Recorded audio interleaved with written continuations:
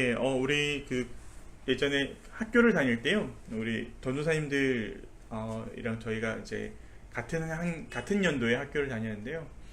어디를 이렇게 가다가 병원이었나 그랬는데 아주 큰 그 송아지 상이 그 병원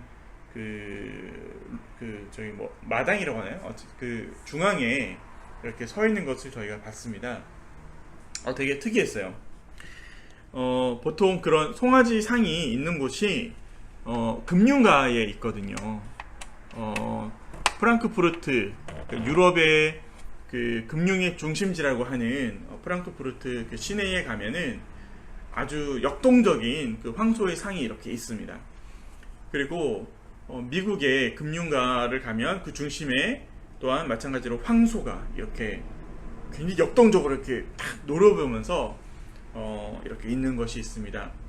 그렇다면 왜 이렇게 금융가에 자신들의 어떤 그런 상징으로, 자신들의 지향점으로 왜 소를 선택을 하고 그것들을 형상화하고 이렇게 의미를 부여하는 것일까?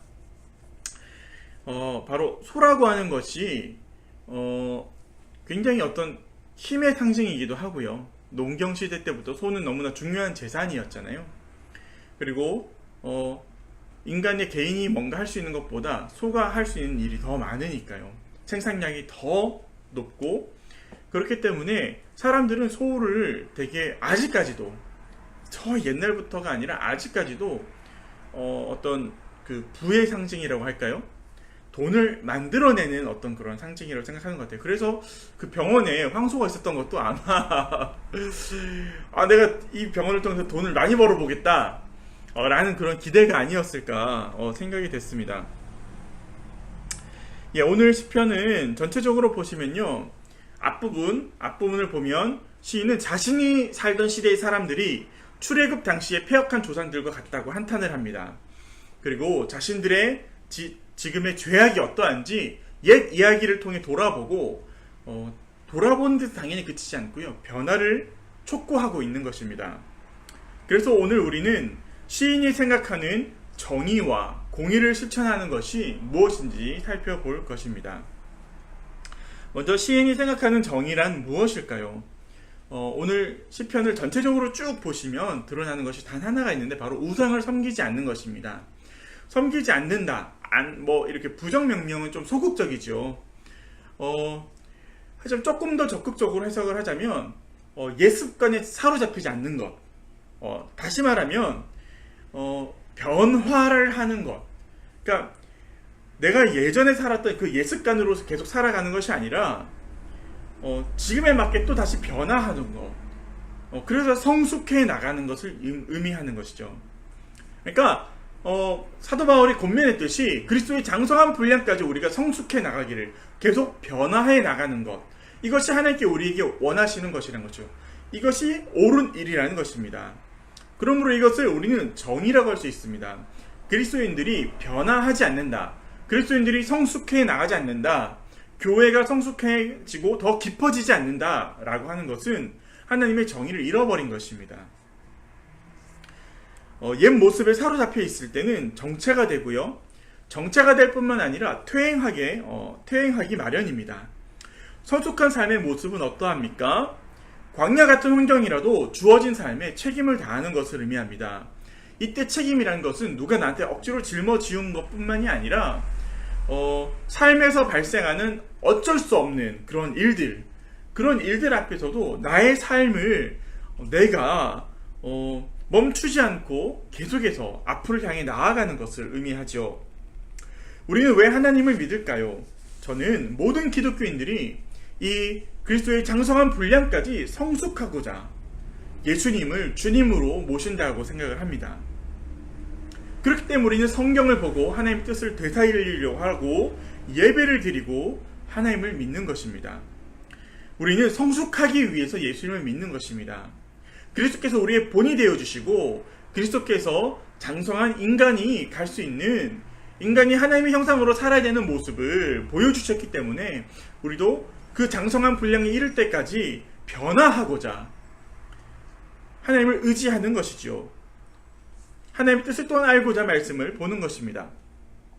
이렇게 변화를 추구하는 것이 하나님의 정의입니다.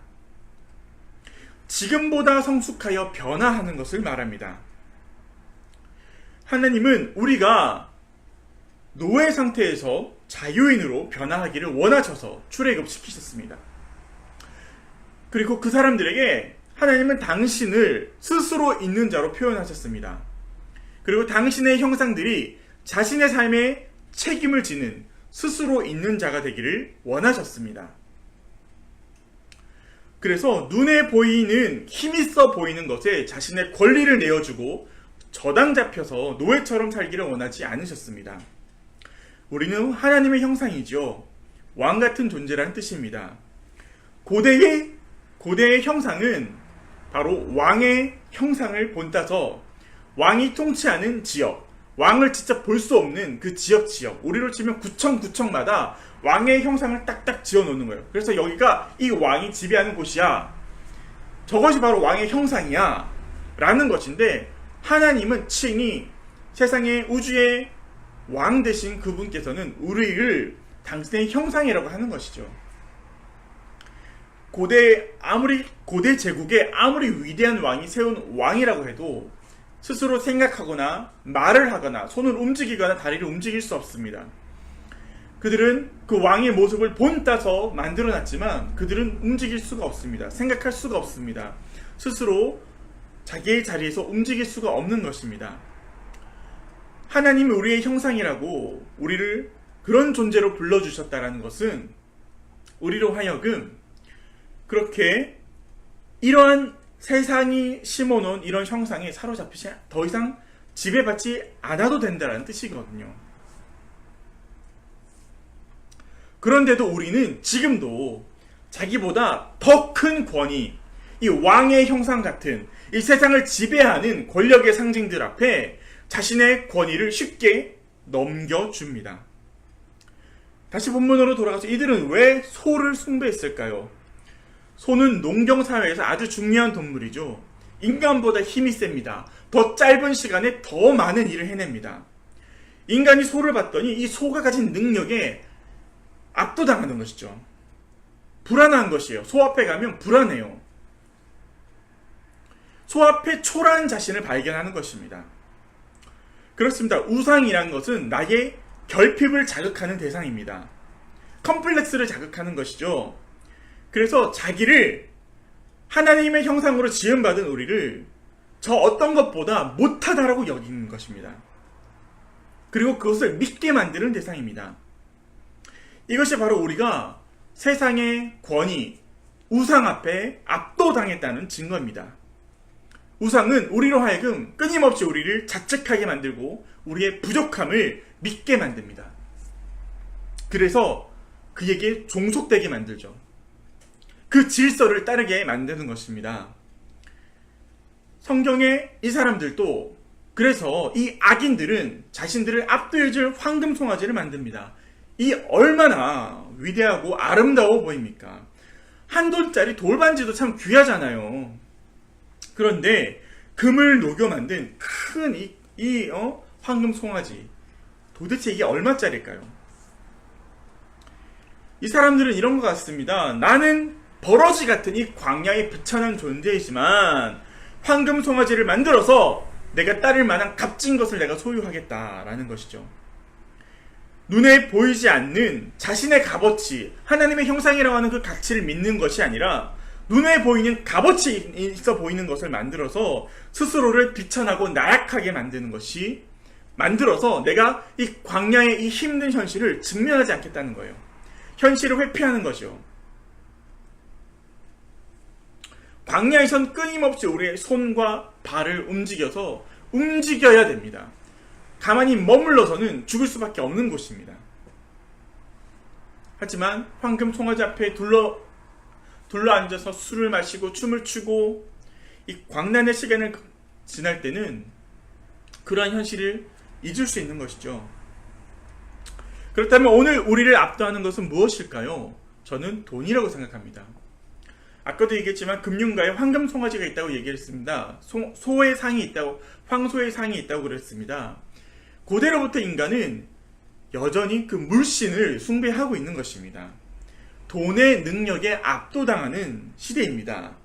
돈이 권능을 행하는 것을 우리는 매 순간 보고 있습니다.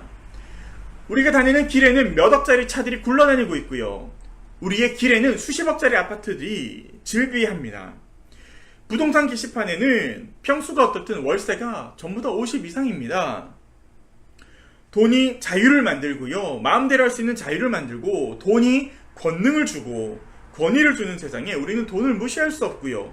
무시할 수 없으니 그것만을 지향점으로 삼는 사람들이 생깁니다. 우리 기도 제목들 중 상당수는 돈으로 해결할 수 있는 문제들입니다.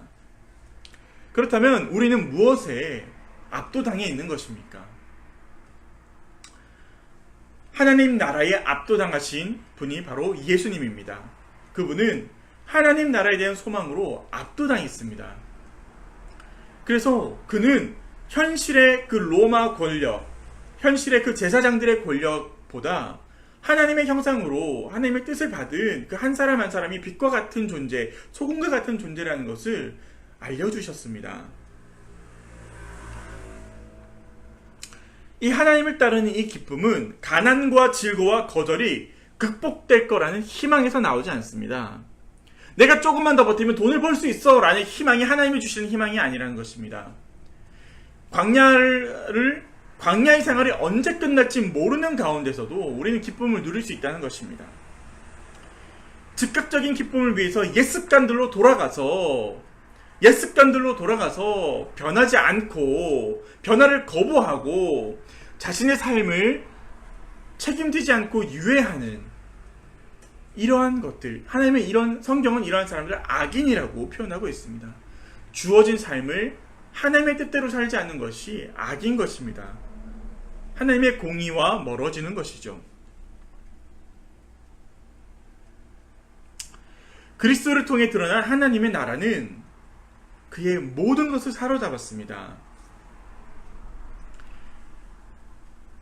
하나님을 따른 모든 사람들은 그리스도의 십자가를 그의 삶의 중심 가운데 세웁니다.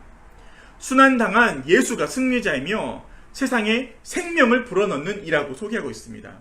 하지만 오늘 본문의 이 악인들은 하나님께서 홍해를 통해서 그들의 생명을 살려주셨음에도 불구하고 그 생명을 주신 이를 믿지 않고 여전히 눈에 보이는 그 가치들을 믿게 된 것입니다. 우리는 어떻게 선을 행하되 낙심하지 않을 수 있습니까? 어떻게 세상을 향하여는 죽고 하나님을 향해서는 살 수 있습니까? 어떻게 우리는 소진을 경험하지 않으면서 환대를 실천할 수 있습니까? 이거는 믿음의 당위성, 신앙의 당위성만으로는 그렇게 할 수 없습니다. 이런 당위에 대한 확신보다 더 필요한 것이 바로 사랑인데요. 이것이 바로 하나님의 성령에 사로잡히는 것입니다.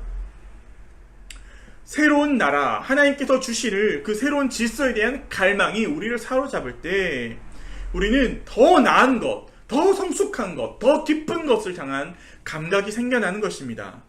그러므로 정서적 변화도 함께 일어나는 것입니다. 이 정서적 변화 위에서 우리 삶의 조건들이 구체적으로 다시금 분별되어지는 것입니다. 그래서 하나님이 원하시는 선을 마침내 우리의 말과 행동으로 옮기게 되어지는 것입니다. 이집트의 군사들의 추격으로부터 벗어나게 하신 그 하나님의 은혜, 홍해를 건너게 하신 그 은혜, 더 이상 이집트의 경제체제, 지배체제, 정치체제, 그 시스템에서 벗어나서 광야의 질서를 따라가라고 하는 그 광야를 통해서 성숙하라고 하신 그 은혜를, 그 뜻을 바로 받들어서 우리 또한 우리의 삶을 이렇게 무언가 의지할 만한 것을 붙들고 가는 것이 아니라 광야, 아무것도 잡을 것이 없고 아무것도 의지할 수 없는 그 빈손과 같은 그 상태들, 그 상태에서 하나님을 직면하고 우리의 삶을 직면해 나가는, 그래서 날마다 성숙해 나가는 저와 여러분들이 되셨으면 좋겠습니다.